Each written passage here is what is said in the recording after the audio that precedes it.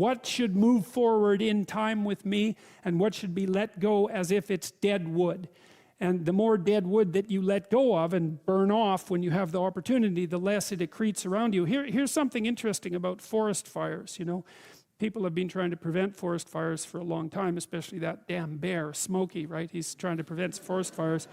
And so, because forest fires burn up the forest, and that can't be good. But here's what happens if you don't let forest fires burn, is that, well, forests collect a lot of dry branches, right? Because tree branches die and wood falls on the forest floor and collects, and so the amount of flammable material keeps increasing with time.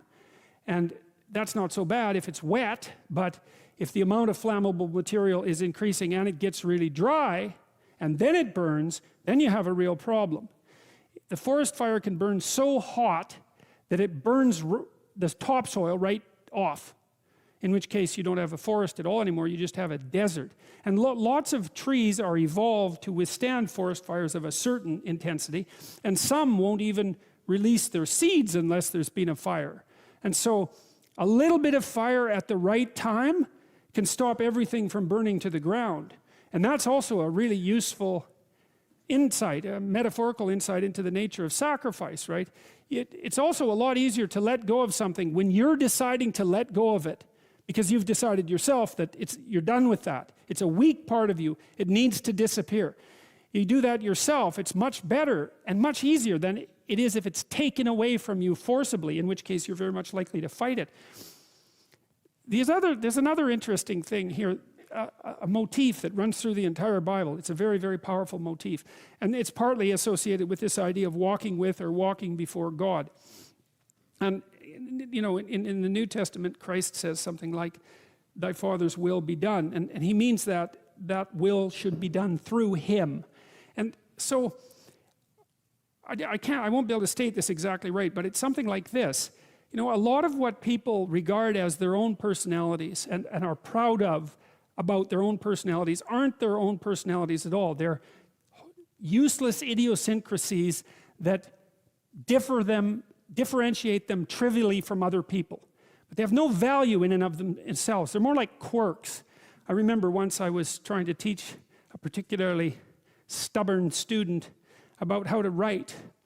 And she had written a number of essays in university and got universally walloped for them. And the reason for that was she couldn't write, really at all. She was really, really bad at writing.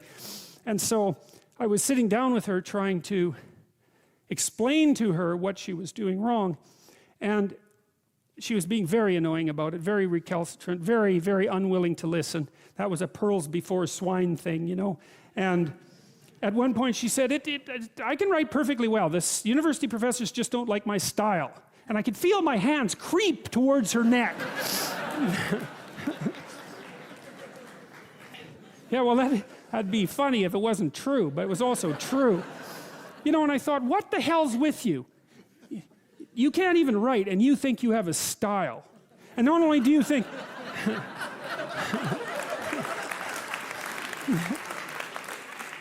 Yeah, not knowing how to write is not a style. That's the other point, right? And so, you know, she instead of humbling herself, which was necessary, and okay, right? Because she was a new university student. It's like, of course you don't know how to write. When were you going to learn? In school? I don't think so.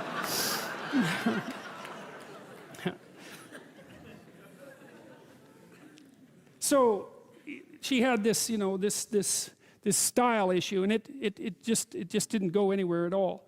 And so now, let's see, I lost my train of thought in telling you all those jokes. Oh yes, in terms of letting things burn off. Yeah, well, so she was proud of her insufficiency. That's arrogance, right? That's not humility. It's self-deception and arrogance. To be proud of your insufficiency, that's a very foolish thing. And that means to cling to the parts of you that are dead. Okay, now, there's this idea that runs through the Bible, I think as a whole, that... Okay, I'll tell you another little side story here. I was reading about Socrates today, and I was reading about Socrates' trial. You know, he was tried by the Athenians for corrupting, for failing to worship the correct gods and corrupting the youth of Athens by like teaching them stuff and asking them questions, which is a great way to corrupt people. And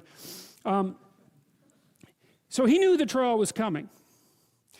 And Athens wasn't a very big place. It only had about 25,000 people. Everybody knew everybody. Everybody knew who the powerful guys were. And everybody, including Socrates, knew that the trial was a warning to like get out of town, right? So we're going to put you on trial in 6 months, and the potential penalty is death.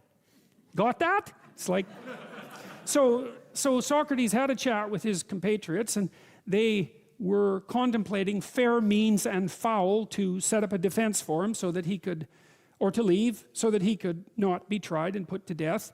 And he decided that he wasn't going to do that. And he also decided that he wasn't going to even think about his defense.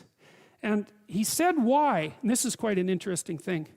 He said why. He told one of his friends that he had this voice in his head, a daemon, a spirit, something like that, that he always listened to, and that was one of the reasons he was different from other people, because he always listened to this thing. It didn't tell him what to do, but it told him what not to do. It always told him what not to do. And if it told him not to do something, then he didn't do it. If he was speaking and the little voice came up and said, no, then he shut up and he tried to say something else. And he was very emphatic about this. And he said that when he tried to plan to evade the trial, or even to mount his own defense, the voice came up and said, no, don't bother with it. And he thought, well, what the hell do you mean by that? Like, there's a trial coming and I'm going to be put to death. And well, he eventually concluded that he was an old guy. The next 10 years, he was in his 70s, perhaps. The next 10 years weren't going to be that great for him. He got a chance, maybe the gods were giving him a chance just to bow out, to put his affairs in order, to say goodbye to everyone, to avoid that last descent into catastrophe, which might have been particularly painful for a philosopher, and to walk off the world on his own terms, something like that. The point I'm making with that is that Socrates attended to this internal voice that at least told him what not to do, and then he didn't do it. And of course, Socrates was a very remarkable man, and we still hear about him today, and we know that he existed and all of those things. And so, back to the